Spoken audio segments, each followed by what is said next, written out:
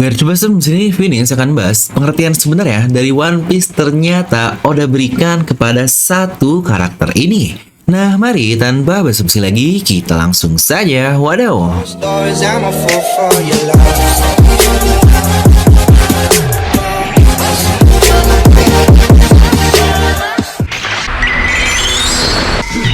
Nah, seperti biasa, sebelum lanjut video ini jangan lupa untuk subscribe dan juga nyalakan bel notifikasinya ya.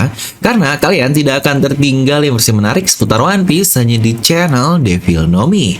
Terpastikan sebelum kalian komen, kalian tonton sampai habis agar tidak ada informasi yang miss dan tersesat seperti Babang Zoro. Nah, dimana di video ini, kali ini kita tidak akan membahas bukan harta karun One Piece secara aslinya, melainkan ini akan menjadi plot twist untuk mengakhiri semua plot twist yang Oda berikan juga. Maksud saya adalah bahwa Bonchan atau Bentham di sini mewujudkan dan menunjukkan sebuah seri One Piece yang sesungguhnya kepada kita. Karena jika kita berbicara tentang One Piece yang sebenarnya yang ditunjukkan oleh satu karakter legendaris ini, tidak ada karakter tunggal yang mewakili pria, wanita, mitos maupun legenda apapun di One Piece ini kalau bukan Mr. 2 Bon Clay aka Bentham. Tidak peduli apa yang kita pikirkan tentang kesan pertama kita di Alabasta lalu, tidak ada penggemar One Piece di luar sana yang tidak jatuh cinta pada karakter Bonchan ini dengan banyak nama dan wajah yang ada. Tidaknya, saya tidak bisa memahami seorang yang tidak menangis dengan banyaknya pengorbanan heroik dan persahabatan sejati yang ditunjukkan oleh Bonchan ini.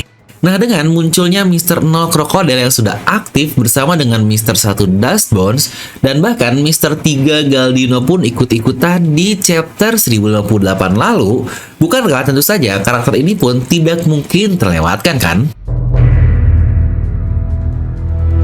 Dimana Bonchan adalah karakter aneh yang memberikan dampak emosional yang sangat besar di serial ini. Jika ada pembaca baru dari One Piece yang merasa aneh dengan seri panjang yang apa ini dan gaya seni yang aneh dari Oda, yang mungkin memang jika terlihat dari luar 1000 chapter ini tampak begitu banyak pada awalnya.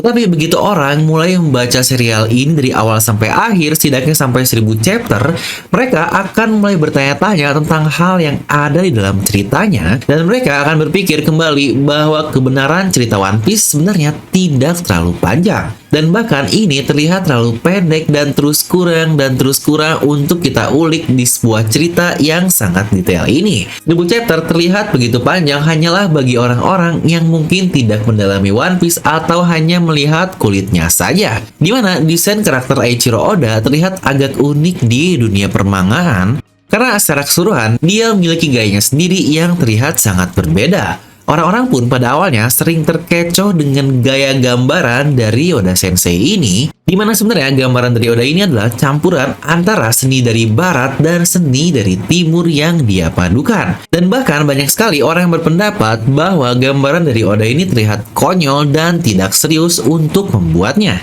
Yang apakah kalian sadar juga, dulu serial One Piece ini sempat ditolak berkali-kali oleh penerbit karena katanya ceritanya yang terlalu konyol dan sangat aneh, dimana pada saat itu adalah masih dalam kejayaan komik Dragon Ball yang fokusnya ada di pertarungan dan pertarungan terus-menerus. Tapi sebenarnya yang harus diketahui oleh para pembaca baru bahwa kekonyolan adalah salah satu kekuatan terbesar yang dimiliki serial One Piece ini. Justru bukankah itu salah satu bagian dari daya tarik One Piece, dan itu pula yang membuatnya menjadi satu serial terbaik di dunia pada saat ini. Namun selain itu, salah satu keindahan dari serial ini adalah mampu mengetuk emosi terdalam kita dengan membuat kita tertawa, terheran, kemudian berkaca-kaca sampai tersedih dan terbawa emosi jika mengetahui beberapa bajak laut memiliki cerita latar yang sangat menyedihkan. Coba seberapa banyak dari kalian yang nangis nih ketika momen Ace mati atau saat Mary dibakar yang wah itu ngaco sih, sedih banget. Atau menurut saya yang paling bikin merinding sedih adalah saat Dawn bicara ke Garp tentang kepedihan yang dimiliki oleh Luffy. Dimana Bonchan pun menurut saya adalah salah satu contoh sempurna juga dari fenomena ini. Karena ketika pertama kali kita diperkenalkan dengan Bonchan, dia ini sebagai Mr. 2 atau Bon Curry atau Bon Clay lah, agen Crocodile di Barracuda Works sebagai organisasi kriminal. Meskipun kita sering menyebut Bentham sebagai Bonchan atau Bon Clay seolah-olah itu adalah namanya, Karena ternyata nama dari Bon Kurei ini atau Bon Clay yaitu Bentam sebenarnya mengacu pada malam tertentu di sebuah festival obon di Jepang sana. Jadi sebagian besar agen dari Barequa Works ini akan menampilkan pasangan pria dan wanita. Untuk pria akan diberikan nama berdasarkan nomor dan wanita akan diberikan nama setelah hari libur. Contohnya seperti Mr. 3 dan Miss Golden Week atau Mr. 4 dan Merry Christmas. Dan ketika kita pertama kali bertemu dengan Mr. 2 Bon Kurei atau Bon Clay, penonton dikejutkan oleh hal yang mungkin sangat konyol sekali dari desain karakter dalam seri pada saat itu karena dia adalah yang pertama kalinya. Dia ini terlihat seperti balerina yang tenggelam yang dihiasi dengan angsa berbentuk angka 2 dan dengan make up yang bahkan lebih buruk daripada bagi. Karakter ini membuat kita meremehkannya selama arc di Alabasta, terutama tampilannya yang sebagai Okama yang tidak bisa kita prediksi. Dan ternyata di akhir arc tersebut, dia bahkan rela menyamar dirinya sebagai kru dari topi jerami, sehingga kru topi jerami yang asli dapat menghindar dari penangkapan Angkatan Laut. Yang selama ini, Bonchan telah mendukung kekuatan persahabatan sejati dalam gaya melodramatis yang dilebih-lebihkan dengan caranya. Tapi tiba-tiba ketika nama kru topi jerami akan dipertaruhkan, Bonchan pun dia menempatkan dirinya sebagai tumbal untuk menyelamatkan itu semua. Dimana selain itu pula, Bonchan juga mewakili salah satu tema yang sangat penting di serial ini, yaitu friendship atau persahabatan. Dimana ada alasan bagus kenapa begitu banyak penggemar barat yang mengetahui kata nakama yang berarti pendamping atau teman. Dan banyak yang mengartikannya sebagai kru nakama baru, kru baru, dan yang lain-lainnya lah. Dimana setelah pertemuan pertama antara Bon Clay dengan topi jerami, tidak butuh waktu lama, mereka langsung menjadi teman. Yang alasan awalnya hanya karena Mr. 2 ini membuat para kru terhibur dan merasa terpukau dengan kemampuan menirunya. Terlebih lagi, kapten dan kru topi jerami yang sangat kekanakan buat hal itu terjadi secara alamiah. Yang faktanya, selain dari itu, mereka ini sangat cocok satu sama lain, sehingga mereka segera menjadi teman seumur hidup.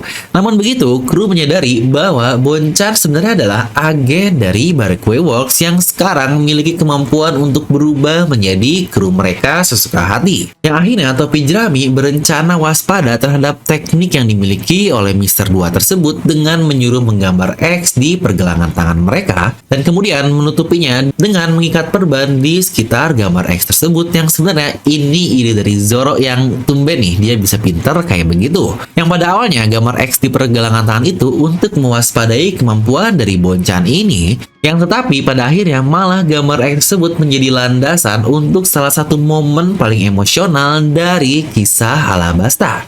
Ya benar, gambar X ini menjadi simbol bagi kru topi jerami mengucapkan selamat tinggal secara diam-diam kepada Putri Vivi. Dan dia mengangkat tanda-tanda ini ke udara yang memungkinkan mereka untuk menunjukkan ikatan satu sama lain, menandakan persahabatan abadi di antara mereka semua. Bahkan dikatakan itu adalah tanda mereka sebagai nakama selamanya. Ingat, nakama bukan sebagai kru ya, tapi arti sebenarnya sebagai teman atau pendamping. Yang lagi-lagi salah satu alasan kenapa mereka bisa kabur dari kejaran Kapten Angkatan Laut Hina adalah karena Mr. 2 Bonchan, di mana dia mengorbankan dirinya dengan menyamarkan kapal dan krunya sebagai bajak laut topi jerami. Dan Bonchan pun dia memiliki kekuatan yang tampaknya menipu. Dia menggunakannya untuk menyamar sebagai Nefertari Cobra, king atau raja dari kerajaan Alabasta, dan akhirnya memulai perang di Alabasta tersebut sebagai bagian dari rencana krokodil. Berpose sebagai orang lain berdasar pada dalih dan sebuah tipu daya. Dimana sejujurnya ini kemampuan yang sangat-sangat simpel sekali, tapi jika digunakan dengan cermat dan cerdas, ini menjadi salah satu kemampuan yang paling luar biasa di dunia ini, terutama untuk merusak sebuah negara dan sebuah kekuasaan. Ingat, perkataan dari seseorang dengan kekuasaan yang sangat tinggi akan berdampak sangat besar sekali, dan itulah yang digunakan oleh pemakan dari buah iblis Mane-Mane ini. Seperti yang ditambahkan pertama kali juga kepada kita, yaitu mantan penggunanya Kurozumi Higurashi, yang menggunakannya untuk menipu Oden ketika bertarung dengan Kaido supaya Oden berpikir jika Momonosuke dalam bahaya. Yang akhirnya Kaido pun dapat mendaratkan pukulan terakhirnya ketika Oden sedang lemah. Bahkan karena itu juga negeri Wano hancur dan jatuh ke tangan si bangsat Orochi juga bukan? The power of words atau kata-kata memang jauh lebih mengerikan dari sekedar otot saja. Nah, jika kita kembali lagi ke pengorbanan Bonchan, dia menggunakan kekuatan buah iblis Mane-Mane no Mi-nya untuk menipu seseorang, dan dalam hal ini adalah Kapten Hina. Tapi itu untuk kebaikan yang lebih besar yang memungkinkan teman-temannya selamat dan dapat melanjutkan petualangan mereka lagi. Meskipun Bonchan adalah salah satu musuh pertama Luffy, tapi kemudian berubah menjadi teman, itu pula seperti yang dipikirkan dan dikatakan oleh Mihawk di Marineford lalu. Kemampuan Luffy adalah yang paling berbahaya karena dapat membalikan keadaan musuh menjadi sekutu. Dimana di momen selanjutnya, di Impel Down arc kedua yang banyak menampilkan dari Bonchan, di sana pula Luffy banyak dicontohkan seperti pernyataan dari Mihawk sebelumnya. Yang sejujurnya ini pula yang terjadi kepada Buggy sih di beberapa chapter terbaru ketika dia mengubah musuh Crocodile dan Mihawk yang awalnya mau membunuhnya, akhirnya malah tidak sengaja mengikuti apa yang sudah Buggy lakukan. Nah, kembali ke Impel Down tadi, jika kita flashback ketika dimulai dari Alabasta dengan Mr. 2, banyak musuh-musuh Luffy yang terjadi di Alabasta memberikan bantuan kepada Luffy dan menjadi sekutu yang tak ternilai dalam proses perkaburan di Impel Down lalu. Bahkan mantan majikannya yaitu Crocodile, Mr. 1, Mr. 3 semuanya ikut bergabung di pihak Luffy yang akhirnya sampai ke satu arc yang paling luar biasa yaitu di Marineford. Mulai dari Bonchan yang rela menyelamatkan Luffy di penjara sampai akhirnya terselamatkan oleh Ivankov yang dari situ saja dia sudah mengorbankan nyawanya untuk menyelamatkan Luffy. Sampai pada akhirnya, Bonchan melakukan pengorbanan terakhirnya demi persahabatan, mengizinkan semua orang untuk dapat melarikan diri dari penjara Impel Down yang tak tertembus itu dan membiarkan dia berada di Impel Down berhadapan dengan The Almighty Magellan. Seseorang yang bahkan si Chibukai pun tidak berani melawannya. Ingat, pada ada Ivankov, Jinbei, Crocodile, Luffy, dan banyak buronan lain dari level 1 sampai level 5, tapi tidak ada yang berani melawan Magellan ini. Dimana hal itulah yang membuat Bonchan mewujudkan tema One Piece dengan mewakili kebebasan yang mutlak yang ingin dibawa Luffy kepada dunia. Jika ada satu tema yang lebih kuat dari persahabatan di serial One Piece ini, itu adalah tema tentang kebebasan atau freedom. Luffy ingin menjadi raja bajak laut yang dimana dalam perspektif Luffy itu adalah orang yang memiliki kebebasan paling banyak di lautan atau menjadi orang paling bebas di lautan ini. Bahkan sebelum Luffy ingin menjadi bajak laut atau apapun itu, dia ini sudah memiliki mindset di kepalanya untuk menjadi orang yang paling bebas. Bahkan hampir semua pulau yang dikunjungi oleh topi jerami dan krunya, dia selalu mengembalikan kebebasan atau liberated pada warga di pulau tersebut. Bahkan dalam pengorbanan dari Bonchan di Impel Down pun yang di dalamnya ada Luffy, dia memberikan tawaran pada tawanan yang bersekutu dengan Luffy di sana dan akan memberikannya kebebasan dari penjara atau Impel Down tersebut. Bukan kebetulan bahwa Ivankov dan raja atau ratu dari Kawang Baka selaras dengan tentara revolusioner yang tentu saja revolusi mengartikan kebebasan atau kemerdekaan yang sama juga dengan liberation. Seperti halnya Monkey D. Dragon, ayah dari Luffy, memiliki kemiripan dalam hal kebebasan dengan cara menentang aturan otoriter pemerintahan dunia dan Tenryubito. Dengan cara dia menentang kekuatan fasis ini adalah bentuk perwakilan dari rakyat tertindas di dunia One Piece. Contohlah seperti Bartolomeo Kuma yang benar-benar kehilangan agensinya untuk menjadi budak Tenryubito. Serta banyak hal lain seperti perlakuan pada manusia ikan yang menjadikannya diskriminasi dan mereka harus hidup di bawah garis merah jauh dari permukaan dan sinar matahari. Atau Emporio Ivankov, penguasaan Okama yang mungkin ini sebagai komunitas LGBT di dunia One Piece, yang walaupun saya sendiri tidak mendukung gerakan Ivankov mengenai hal ini, karena itu juga sebenarnya merupakan salah satu jalan kebebasan yang dimana itu merupakan kebebasan berekspresi, berpakaian, rias wajah, dan mencintai orang yang dicintainya. Yang pada dasarnya sebenarnya sesuai dengan hakikat manusia atau HAM dengan bebas berekspresi. Tapi lagi-lagi di sini saya tidak mendukung untuk sebuah komunitas LGBT ya.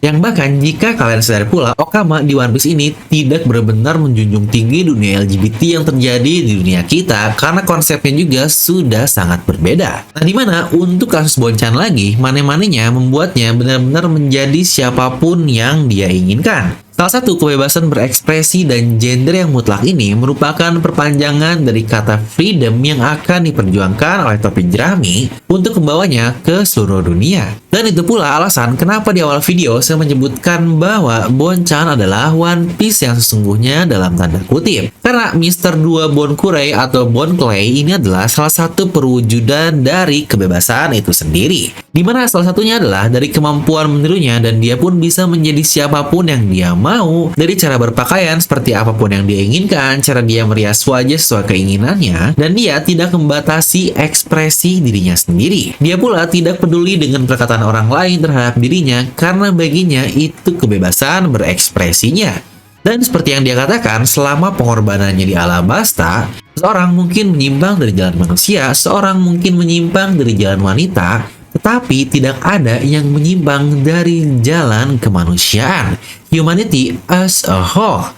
Kebebasan itu menurut saya adalah salah satu tujuan utama dan tema yang ingin disampaikan Oda dari keseluruhan cerita One Piece ini, seperti yang bahkan akhirnya Oda tunjukkan ke kita melalui ultimate-nya, yaitu di chapter 1044 lalu, Awakening dari sang karakter utama Luffy dengan Nika yang disebut sebagai Warrior of Liberation dengan Drums of Liberation yang berarti kebebasan. Nah, jadi itu untuk video kali ini. Kalian bisa langsung tuliskan pendapat kalian di kolom komentar di bawah. Sekali lagi saya tekankan, di sini saya membahas Bon Clay bukan untuk membahas tentang LGBT-nya, tetapi tentang konsep kebebasan, emosional, dan persahabatan yang dia bawa menjadi satu inti utama di serial One Piece ini.